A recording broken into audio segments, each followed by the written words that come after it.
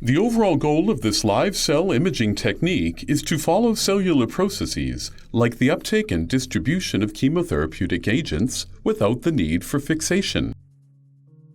This method can help answer key questions in the cancer field, such as how chemotherapeutic agents, either in free form or encapsulated in nanoparticles, are taken up by tumor cells. The main advantage of this technique is that we are imaging living cells, thereby preventing fixation artifacts and allowing real-time dynamic evaluation.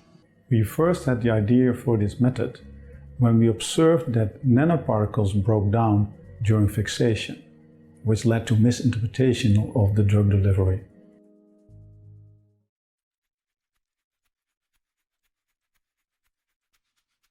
To assemble the imaging chamber, place a 25 mm cover glass at the bottom part of the chamber and screw the top part into the bottom part. Do not tighten too hard as the glass can break. Autoclave the entire chamber. To plate the cells, remove the imaging chamber from the sterilization bag in a laminar flow cabinet. Carefully tighten the chamber and place it in a petri dish. Coat the glass of the imaging chamber with 1 milliliter of 0.1% sterile gelatin for 20 minutes at 37 degrees Celsius and 5% carbon dioxide.